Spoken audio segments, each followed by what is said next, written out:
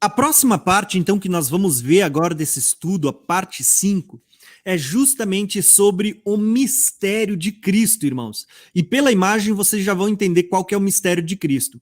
Palavras-chave desse estudo é que de ambos os povos, ambos, está falando de dois, que dos dois ele vai fazer um novo homem, um mesmo corpo. Tá? Essas são palavras-chave que a gente vai ver a partir de agora nesse estudo. Então, o que eu vou pedir? Pedrão, eu vou botar o texto aí na tela, você lê para nós? Pode ser? Manda. Pode. Então tá bom. O texto que a gente vai ler é um texto que está em Efésios capítulo 2. Então, nós vamos fazer o 2 e o 3 só para deixar mais fácil da gente entender, tá bom? Vai lá, Pedrão. Portanto, lembrai-vos de que vós, noutro tempo, éreis gentios na carne, e chamados incircuncisão, pelos que na carne se chamam circuncisão, feita pela mão dos homens, que naquele tempo estavais sem Cristo, separados da comunidade de Israel e estranhos às alianças da promessa, não tendo esperança e sem Deus no mundo. Mas agora, em Cristo Jesus, vós que antes estáveis longe, guarda aí, irmão, estáveis longe, já pelo sangue de Cristo chegastes perto. Porque ele é a nossa paz, o qual de ambos os povos fez um, e derrubando a parede de separação que estava no meio, na sua carne desfez a inimizade, isto é, a lei dos mandamentos, que consistia em ordenanças para criar em si mesmo dos dois um novo homem, fazendo a paz e pela cruz reconciliar ambos com Deus em um corpo, matando com ela as inimizades. E, vindo, ele evangelizou a paz a vós que estavais longe e aos que estavam perto, porque por ele ambos temos acesso ao Pai em um mesmo Espírito. Assim que já não sois estrangeiros nem forasteiros, mas concidadãos dos santos e da família de Deus, edificados sobre o fundamento dos apóstolos e dos profetas, de que Jesus Cristo é a principal pedra de esquina, na qual todo o edifício bem ajustado cresce para templo santo no Senhor, no qual também vós juntamente sois edificados para a morada de Deus em espírito. Irmãos, esse texto aí, ele é tremendo demais. Esse texto aí, ele nos leva... Você lembra que eu pedi para vocês atentarem para os que vós que estáveis longe e aos que estavam perto? Jesus, lá em Lucas, no capítulo 15, no verso 20, na parábola do filho pródigo, do filho perdido, esse texto aí, ele foi o que quando eu descobri essa revelação, eu meditei, foi através desse texto que me levou nessa parábola, e eu vi que ali os filhos pródigos se tratava das duas casas de Israel. O filho que fica é Judá, e o filho que vai se prostituir e gastar toda a riqueza do pai é Efraim, as 10 tribos, o reino do norte. O reino do norte se desviou, foi se juntar com as nações, e aí ele está chamando de gentios. E eles estavam longe. O filho pródigo que saiu estava longe. O filho que ficou, Judá, estava perto. Mas o filho que estava perto e o filho que estava longe, ambos precisavam se reconciliar e se tornar e acabar com a inimizade. Precisavam voltar arrependidos para o pai. E você vê na parábola, na riqueza de detalhes dessa parábola do filho pródigo, que quando o filho volta arrependido, ele recebe uma nova aliança no dedo do pai e ele é colocado dentro de uma festa onde tem muita comida, é a bodas, irmãos. Então, olha que coisa maravilhosa, esse texto traduz isso tudo para a gente. E aí, ó, no verso 20 diz assim, de Lucas 15, e levantando-se foi para seu pai, o filho estava voltando, o filho pródigo, vinha ele ainda longe, quando seu pai o avistou e o compadecido dele, correndo, o abraçou e o beijou. E aquele que não era povo, não era filho, foi chamado de filho de novo. É lindo isso, irmãos. Essa parábola tem tudo a ver com esse texto que a gente acabou de ler. Faz as suas colocações aí, Tiagão. Perfeito. Olha só, eu vou trazer de volta o texto na tela só para os irmãos acompanharem aqui algumas preciosidades desse texto, tá? Lembrando que nós lemos o capítulo 2, eu quero ler um pouquinho do capítulo 3 também, porque o capítulo 2 e 3 é uma continuação, né? A carta não tinha capítulos, então é o mesmo assunto. Mas olha só o capítulo 2, o que ele tem de precioso aqui, ó.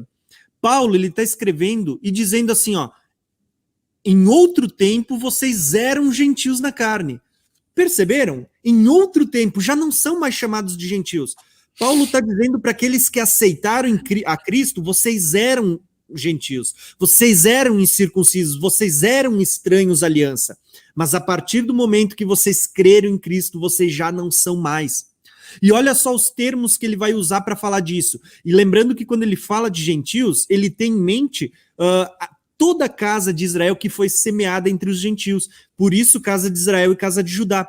Mas ele vai dizer que os gentios que estão tipificados naquela casa de Efraim, casa de Israel, ele está dizendo assim, ó, que pelo sangue de Cristo nós chegamos perto de ambos quem? Casa de Israel, casa de Judá, judeu e gentil. Ele diz, ambos os povos ele vai fazer um só, derrubando essa separação.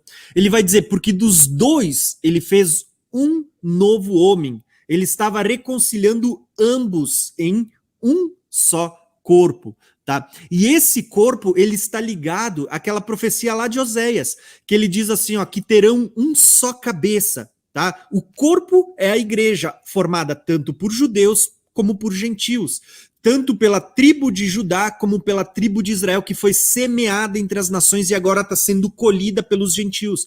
Ele está dizendo que dos dois, ele vai fazer um só corpo, cujo Cristo vai ser o cabeça. Oséias diz, vocês terão um só cabeça. Tá? Era Cristo. Está tudo conectado. E é por isso que ele vai dizer, vai usar termos como o que o Pedro citou. Antes vocês estavam longe, agora estão perto. Está falando do filho que se afastou. De ambos, ambos temos acesso ao Pai pelo Espírito. E já não sois mais estrangeiros. Tá? Não são mais estrangeiros, agora são povo de Deus. Tá? E isso vai nos levar ao quê? Para o capítulo seguinte, que é a continuação desse texto. Tá? Eu vou passar para o capítulo seguinte, você lê para nós de novo, Pedro? Boa. Olha, cara, é muito legal como Deus ele vai mudando a figura de linguagem.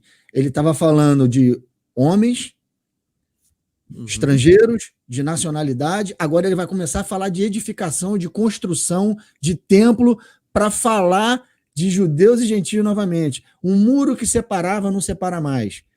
Agora, o muro que dividia judeus e gentios, ele quebrou através do sacrifício dele, e agora ele uniu. E aí, quando a gente vê lá mais na frente, a gente vai falar sobre esse texto, quando ele fala sobre a muralha da cidade, da Nova Jerusalém, que é a habitação do Espírito de Deus, a gente tem que entender que existe uma cidade literal e existe uma habitação espiritual no Espírito, que somos nós, o Deus habitando em nós. Aqueles que obedecerem os seus mandamentos, eu e o meu filho viemos e habitaremos nele. Isso está acontecendo nos dias de hoje, mas existe uma habitação onde Deus vai trazê-la para a terra e unir céu e terra, e ele vem junto com ela, e a gente vê isso lá em Apocalipse. Só que agora essa cidade ela tem muro, e um muro dessa cidade, nesse muro está unido, judeu e gentio. Você olha o que tem as alegorias desse muro, conta a história de judeus e gentios unidos. Então, um muro que separava, agora não. Tem um muro que conta a história das duas tribos, das duas casas. Judeus e gentios no mesmo muro. Um muro que separava agora traz no muro um muro de união, com a história dos dois povos unidos ali. Isso que é maravilhoso. E aí Deus agora ele vai falando que nós, que somos a tipologia da Nova Jerusalém, quando ele olha para a noiva do Cordeiro, ele fala, eis a noiva do Cordeiro que desce adornada para o seu noivo, está falando da Nova Jerusalém, a cidade que traz uma tipologia do povo de Deus. Porque hoje a habitação de Deus somos nós, mas vai haver um momento em que a Nova Jerusalém vai descer e a habitação de Deus vai vir para a terra. E aí vai se cumprir isso que está falando. Essa cidade que somos nós, edificada para morada para templo de habitação de Deus, em espírito, em partes agora, mas vai vir carregada de coisas maravilhosas na sua muralha, contando a história de toda a história de todo o povo de Deus, tudo que Deus construiu e planejou para o seu povo. Vamos lá, as pedras mostram as 12 tribos, o irmão colocou aí. É isso aí, a gente vai falar sobre isso mais na frente, irmão. Mas agora vamos ler esse texto aí, vamos lá, Tiagão, bota aí, que Paulo vai começar a falar disso. Isso Portanto, aí. Só vou passar. Lembrai-vos de que vós, no outro tempo, eres... É esse, não? Próximo. Esse a gente já leu. Esse aqui. Por esta causa, eu, Paulo, sou o prisioneiro de Jesus Cristo, por vós, os gentios, se é que tendes ouvido a dispensação da graça de Deus, que para convosco me foi dada. Como me foi este ministério, manifestado pela revelação, como antes um pouco vos escrevi.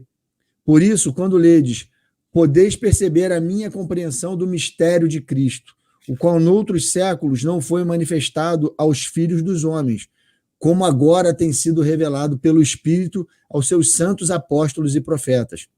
A saber, que os gentios são co-herdeiros de um mesmo corpo e participantes da promessa em Cristo, pelo Evangelho, do qual fui feito ministro, pelo dom da graça de Deus, que me foi dado segundo a operação do seu poder. A mim, o mínimo de todos os santos, me foi dada esta graça de anunciar entre os gentios, por meio do Evangelho, as riquezas incompreensíveis de Cristo e demonstrar a todos qual seja a comunhão do mistério, de que, desde os séculos, esteve oculta em Deus, que tudo criou por meio de Jesus Cristo, para que agora, pela Igreja, a multiforme sabedoria de Deus seja conhecida dos principados e potestades nos céus, segundo o eterno propósito que fez em Cristo Jesus, nosso Senhor, no qual temos ousadia e acesso com confiança pela nossa fé nele. Vai lá, Tiagão. Esse é o mistério.